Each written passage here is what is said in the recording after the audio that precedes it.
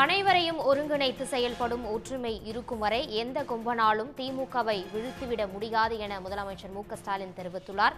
இந்தியாவின் ஜனநாயகம் காக்கப்பட்டால்தான் தமிழ்நாடு உட்பட அனைத்து மாநிலங்களின் வளர்ச்சியும் பெருகும் எனவும் முதலமைச்சர் மு.க.ஸ்டாலின் தெரிவித்துள்ளார். அதன் முக்கிய செய்தியை பார்த்துக் கொண்டிருக்கின்றோம்.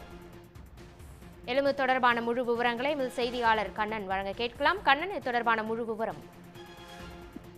திமுக தலைவரும் தமிழ்நாடு முதலமைச்சருமாகிய மு.க.ஸ்டாலின் தொண்டர்களுக்கு மடல் ஒன்றை எழுதியுள்ளார். அந்த மடலில் அவர் ஸ்பெயின் பயணம் சென்று வந்த தொடர்பாக பல்வேறு கருத்துக்களை பகிர்ந்துள்ளார். மேலும் நாடாளுமன்ற தேர்தல் தொடர்பாக திமுகவில் அமைக்கப்பட்டுள்ள 3 குழுக்கள் எவ்வாறு செயல்பட்டுள்ளன, அந்த குழுக்களின் பணி உள்ளிட்டவைகள் தொடர்பாக பல்வேறு கருத்துக்களை அந்த மடலில் தெரிவித்துள்ளார்.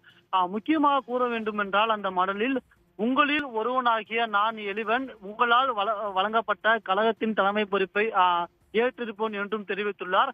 உங்களின் ஒவ்வொருவர் இதயத்திலும் இடம்பெற்றிருக்கும் உங்களின் ஒருவன் நான், தலைவன் வெளிநாடு சென்றிருந்தாலும் தலைமையின் உத்தரவை நிறைவேற்றும் என்கின்ற கழகத்தின் அனைவரையும் ஒன்றிணைத்து செயல்படும் ஒற்றுமை இருக்கும் வரை எந்த கொம்பனாலும் திராவிட முன்னேற்ற கழகத்தை வீழ்த்திவிட முடியாது என்று தமிழ்நாடு முதலமைச்சர் மு.க.ஸ்டாலின் தெரிவித்துள்ளார். அந்த வகையில் உடன்பிறப்புகளாம் உங்களுக்கு தலைவராகவும் வாய்ப்பை பெற்றதில் மகிழ்கிறேன் என்றும் தெரிவித்துள்ளார்.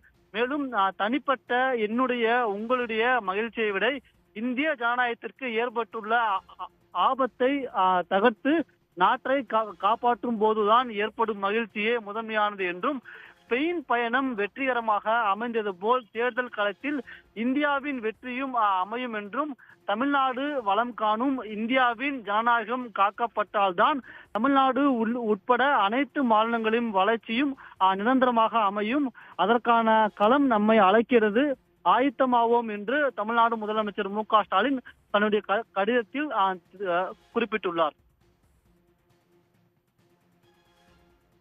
தகவல்களுக்கு நன்றி கண்ணன். உடனுக்குடன் செய்திகளை தெரிந்து கொள்ள சன் நியூஸ் பெல் ஐகானை கிளிக் பண்ணுங்க.